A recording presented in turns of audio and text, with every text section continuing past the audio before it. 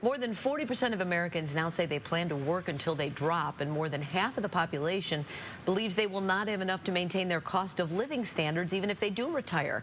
This week is National Save for Retirement Week. I'm joined by a certified financial planner, John Gaikowski, who is going to give us some strategies for everyone. Is this true, John, that 60% of all Americans have less than $25,000 in savings? Unfortunately, it is, especially because of the recent hard economic times. People have been cutting into their 401ks and retirement savings prematurely.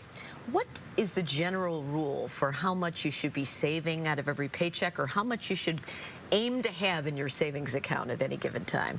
That's a tough question. You know, what you should always do is take a look at what your retirement needs are going to be, and the key to that is budgeting, understanding where your money's coming from and where it goes, so you can plan not only for the present but into the future.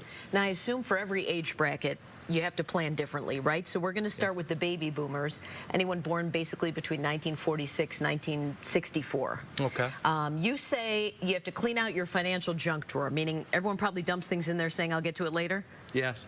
Well, what happens, especially with investment information, it's voluminous. So what you want to do whenever possible is go electronic, because it's a lot safer, it's a lot cleaner, it's a lot easier to research if you ever need the information. But then you also need to know what you have to keep. A general rule is you want to keep financial records for a minimum of 3 years, but tax returns you want to keep for 7 years. If you have information relating to an investment, you want to keep it indefinitely, because you're going to need to go back to it to establish cost basis or depreciation. And if you've done non-contributory IRAs, you want to hold on to those records so you can pull that money out tax-free. Okay, you say you should stress test your portfolio. Does that mean, are you going to tell people you should have this much in bonds, this much in this at that age? What's the breakdown? Well, what we always do is take a look at your current portfolio, and just like the banks after the financial meltdown of 2008 took a look at stress testing their portfolios, you can do the same thing with your own portfolio.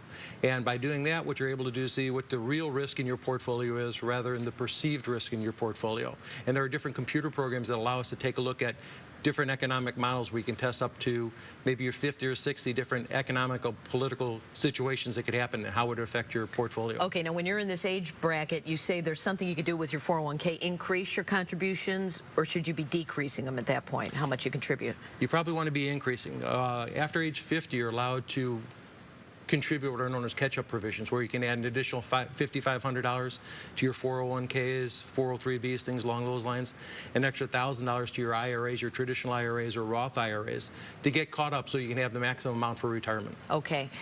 For Generation X, which I think I fit into, what should we be doing? You say inventory your assets, but that sounds very generic to me. What should I have already?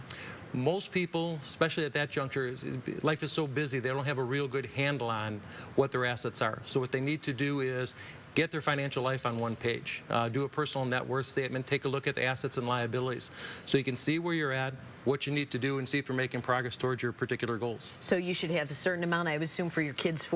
Should you have college or money already put away, all done already? Should you have save more for retirement than for your kids? What's more important?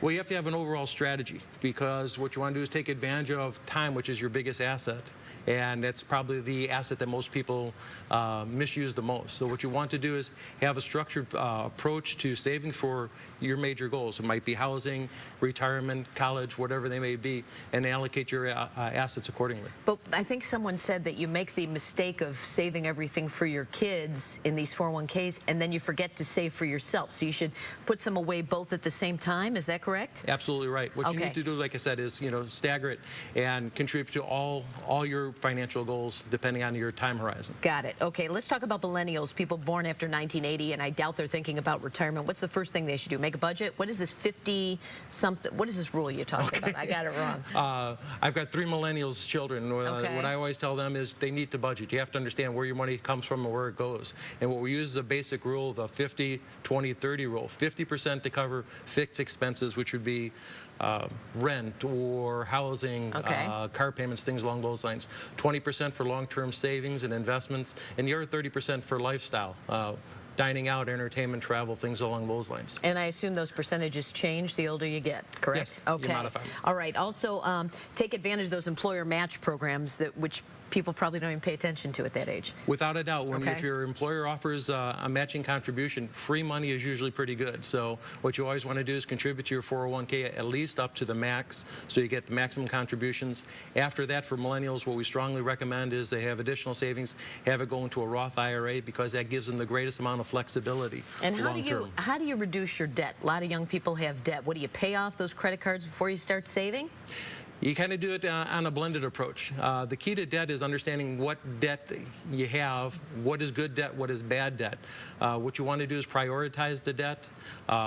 You break it down between what's taxable, what's not taxable. You break it down by interest rates that are charged, and you prioritize it, and then you come up with a systematic approach to eliminate those debts. Typically, you pay off the highest interest rate first, take all those payments, now focus it towards the second and the third until you're out of debt in a relatively short period of time. Well, thank you so much. All great tips. John Gagkowski from Money Managers in Oak Brook.